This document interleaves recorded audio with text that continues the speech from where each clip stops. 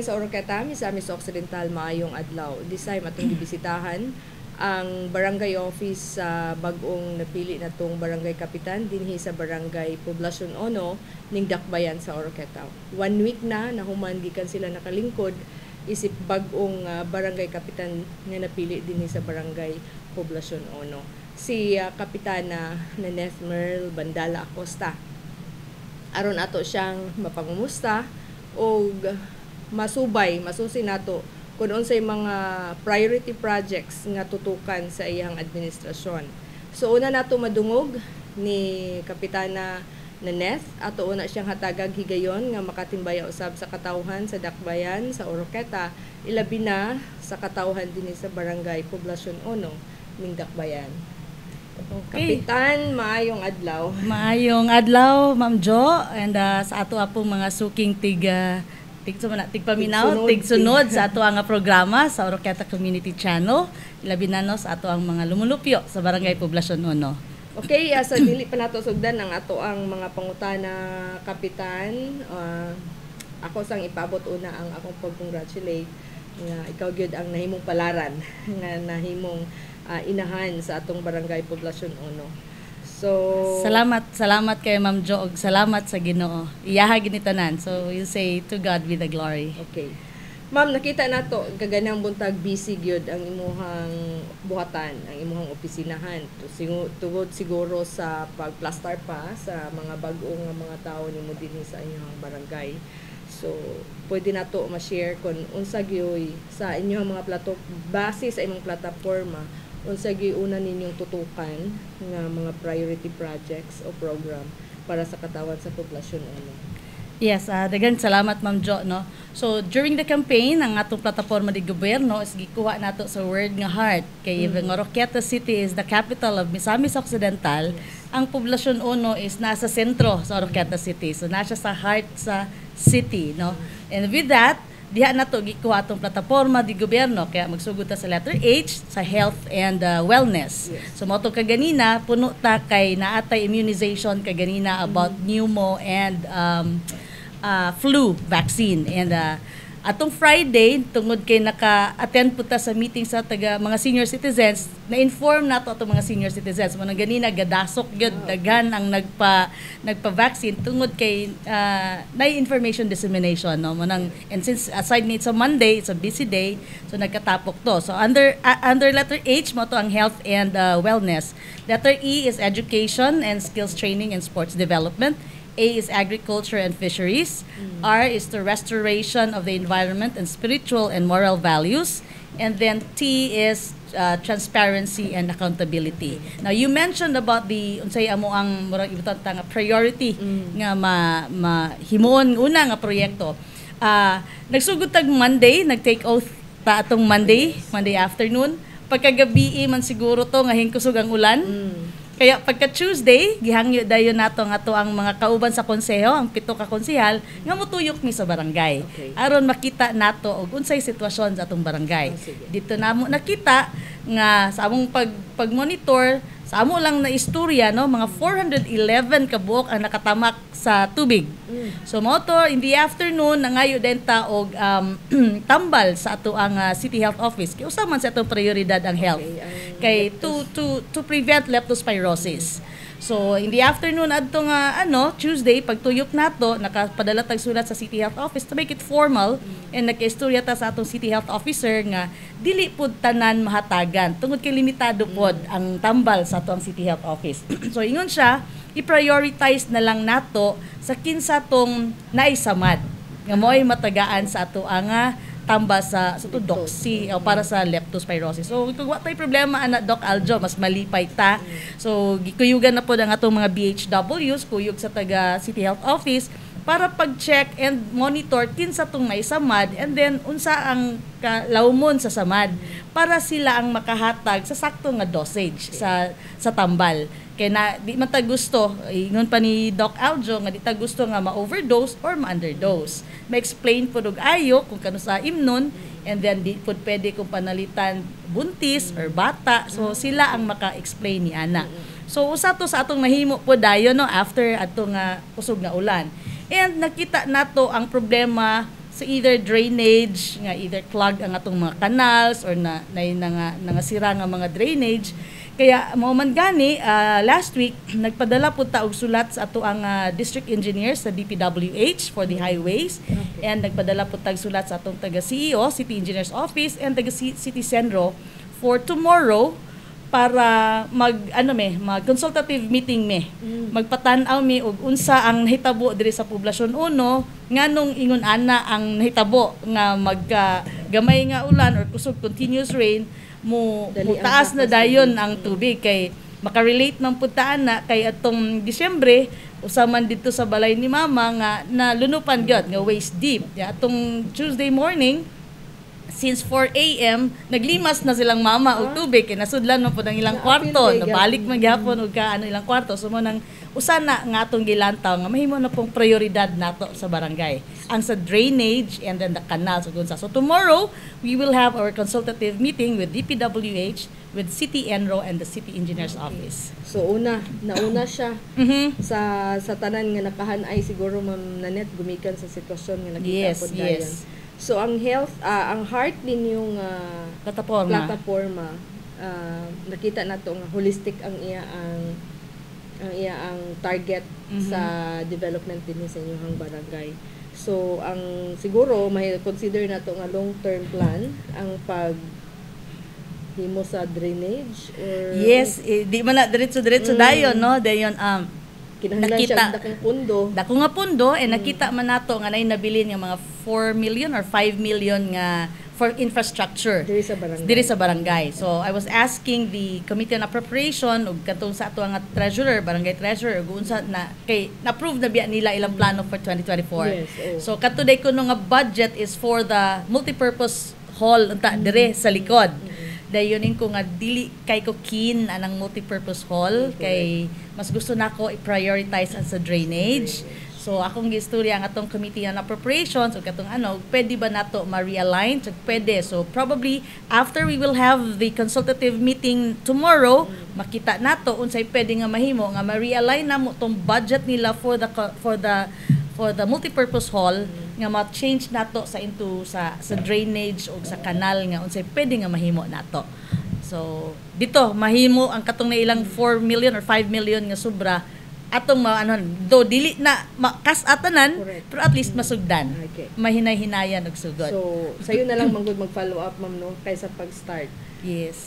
Naay budget si Mayor every year sa barangay 2 million every barangay siguro ma-appeal siya sa maong drainage or well hopefully we will see kay actually katong 2 million nga gihatag ni Mayor karon mao nang kanang nasa likod nga inyong makita nga health center.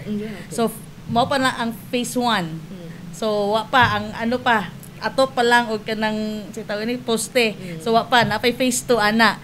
Pero sa pagkakaron gusto sa nako i-focus ana sa drainage and So hopefully kung naay another budget ni Mayor for 2024 nga 2 million kung pwede nga ma-add mas maayo.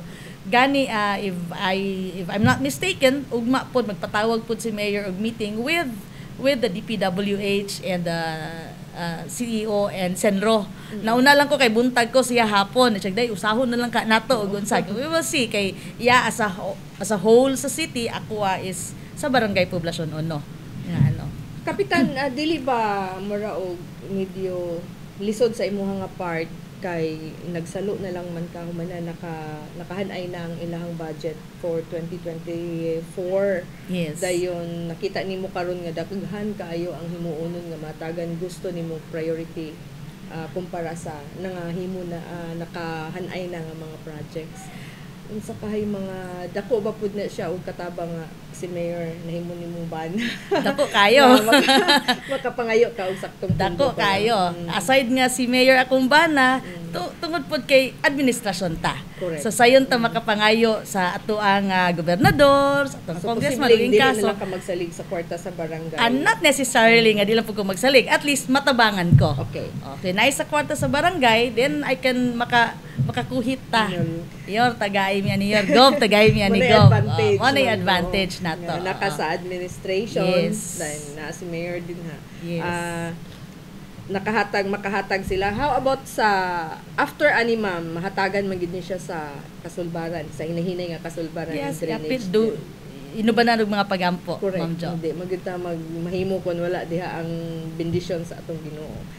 So after ani gawas pa aning mga drainage sa heart ninyo nga plataporma, hay may mas una gid nimong mahatagan og matutukan. Yeah, kaning sa environment no, ang kalimpyo kay usa man gyud na nga atong matan-awan ang sa environment mo nang nagpadayon ang atong mga sweepers kaganina lang usa sa atong gimit ang katong sa mga garbage collectors nga kinahanglan nay resulta. Gusto nato nga makita nga nay resulta sa ilaha nga trabaho. Kaya gina-monitor nato na in charge nga mo check sa ilaha nga mag lawn mower ug magsunod nga maglimpyo usa na. Natanaw po nato ning kining sa may mga streets nga walay mga suga.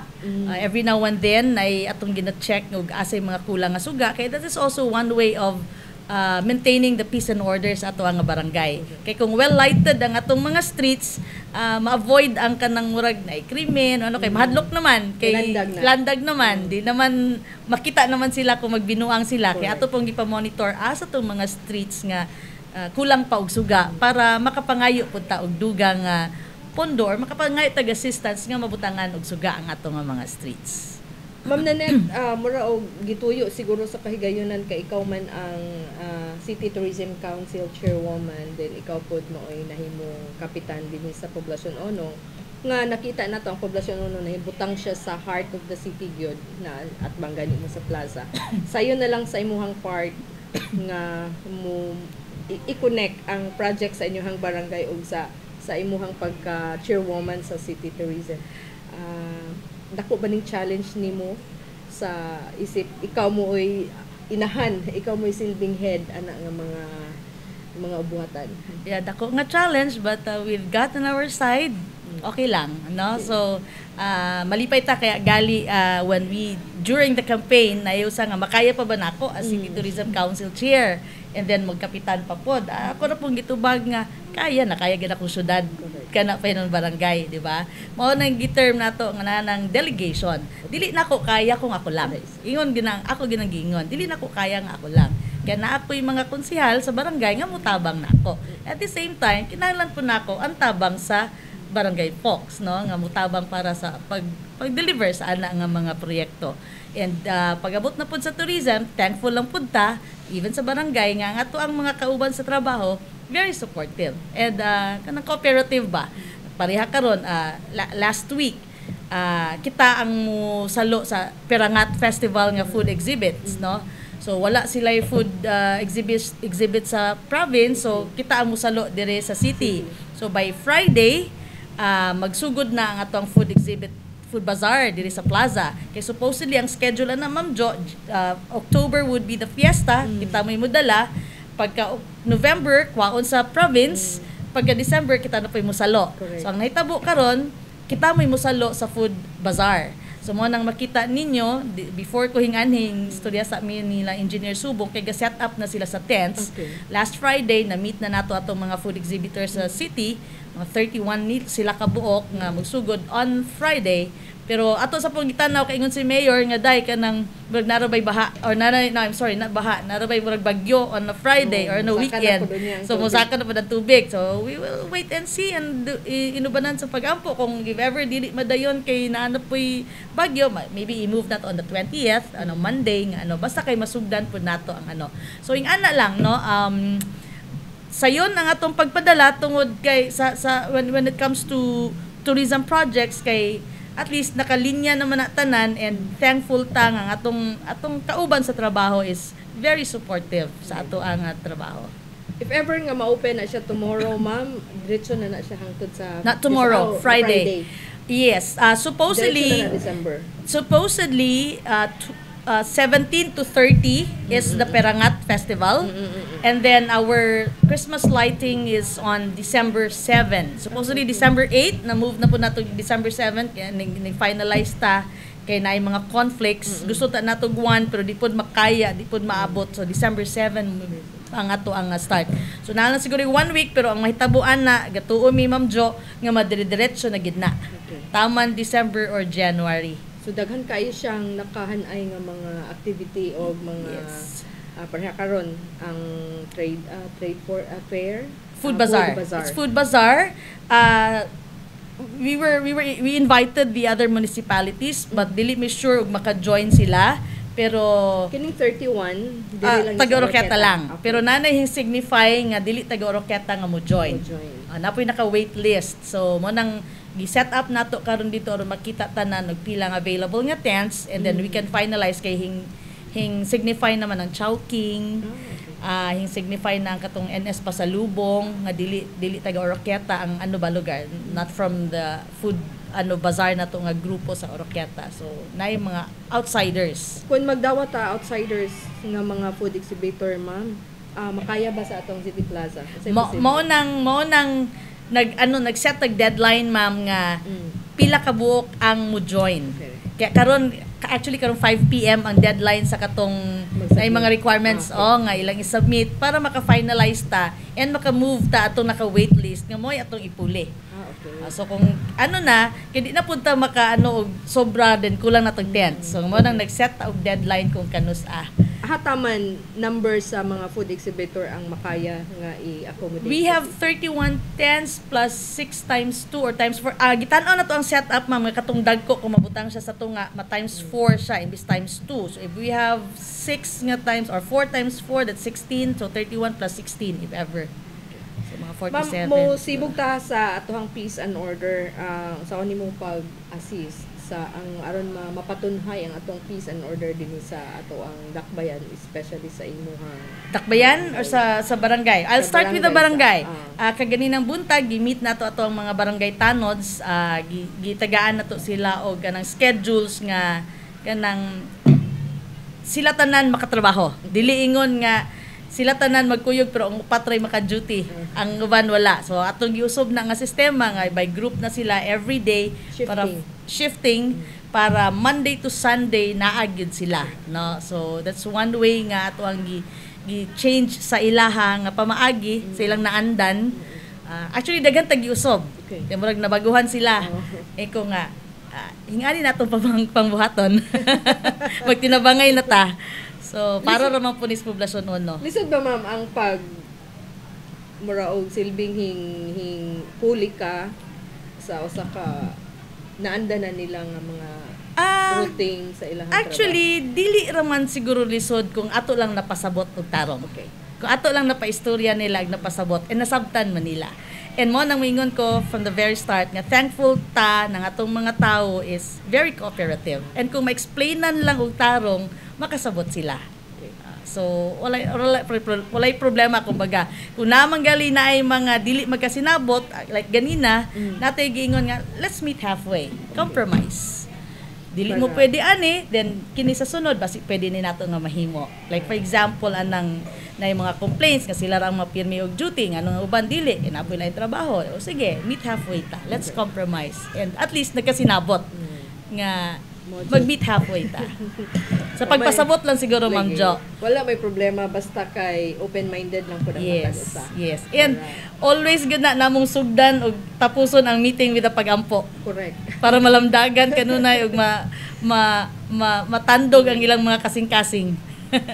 Ma'am, na mga pangutana dili sa ako gikan nalang koy ipa-confirm nga tungod kay asawa ka ni Mayor dayon naamang gud na yung mga election sa mga ABC president.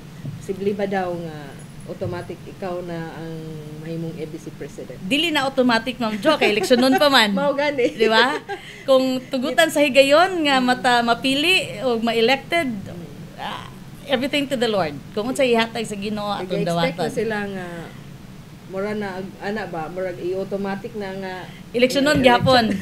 Kung may kontra maayo. Kung nay kontra kumbate. Na ansira nimo sa imong gyud na confirm siya. Yes. Kaysa magpabilin siya nga hanging sa pero dili na automatic nga asawag mayor ikaw.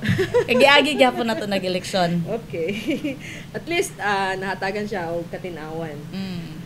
So, maura pagkakaroon mao pa man siguro ang atohang isgutan maybe sa sunod pa nga mga pagbalik namo mga pangayo may update. Tunon sa nay mga resulta sa mga gipang tutukan nimo nga mga priority dinhi sa atohang barangay. So dahan kayong salamat ma'am sa time nga imong gihatag na kay gustong ipaabot nga pasalamat. Pwede na siguro nimong ipaabot. Okay, sige, dagan kayo una sa tanan, dagan kayo salamat Ma'am Jo no sa ato ang mga taga Poblasyon 1 among kinasing-kasing nga pagpasalamat sa inyong kanunayon nga pagsuporta. Ikaduha, hangyo gyapon namo ang yapilme sa inyong mga pagampo.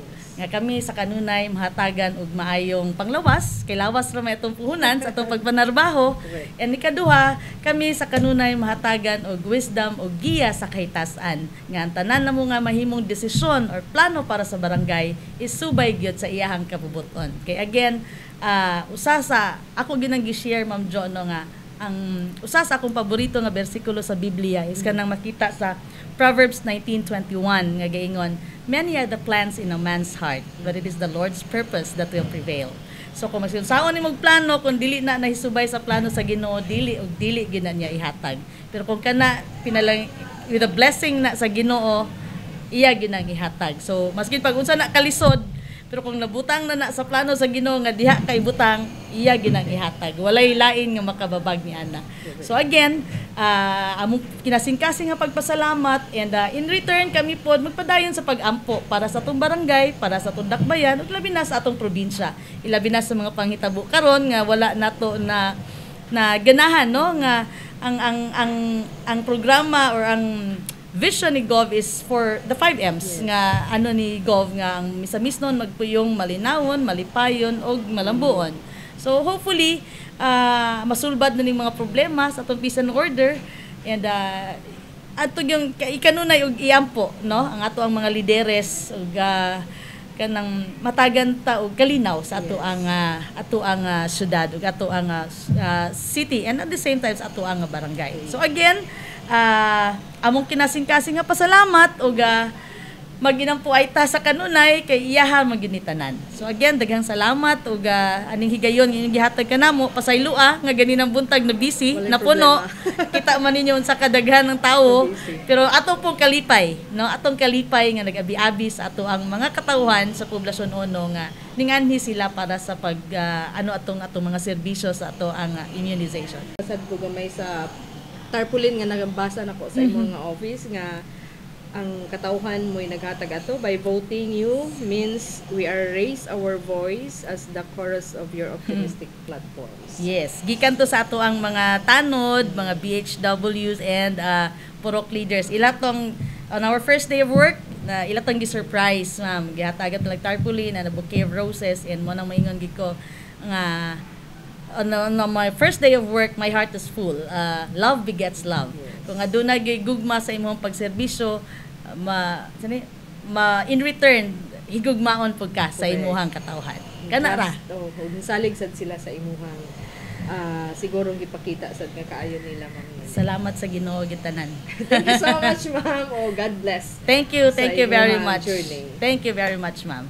Okay, so una sa tanan no, akong pasalamat sa ato nga buhi nga Dios sa paghatag niya kanato ani nga kahigayunan nga makasilbi sa ato nga barangay. So iyaha gid ni tanan kaya pagkadaog nato mingon gid ta nga salamat sa Ginoo and to God be the glory. Kay iyaha gid ni. Kaduha, di po nako kalimtan og pasalamat ang akong pinalanggang bana no si Mayor Lemuel nga sa kanunay naa sa atong kiliran nga nagsuporta nato sa ato ang mga kalihukan no or sa ato ang mga lihok for during the campaign. And of course ang atong pamilya, si Mama Nancy together with Ken and silang mommy ug silang daddy no, mga pamilya sa Acosta, sa Flores, sa Bandala nga naagyod no nga nagsuporta sa kanunay if not even katong wala dire maski na sila sa layo ang ilang mga pagampo sa kanunay naaga kuyog kanato no.